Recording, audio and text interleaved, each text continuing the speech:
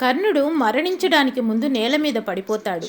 అప్పుడు శ్రీకృష్ణుడు ఇలా అడుగుతాడు, నీవే నా ప్రభు ఇలా ఆజ్ఞాపించింది, ఇది నీకు న్యాయమైనదేనా? భూమిలో ఇరుక్కుపోయిన రథచక్రాన్ని సరిచేసుకుంటున్న సమయంలో అర్జునుడిని నన్ను చంపమని ఆదేశించావు. నిరాయుధుడిని చంపమని ఆజ్ఞాపించడం ఎంతవరకు న్యాయం అని అడిగాడు.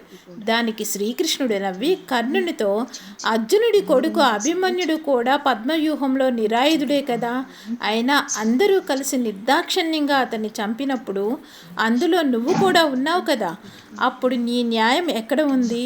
అప్పుడు అది అన్యాయమని, నిరాయుధుడిగా ఉన్నాడని, అది అధర్మమని నీకెప్పుడూ అనిపించలేదు కదా కర్ణ అన్నాడు.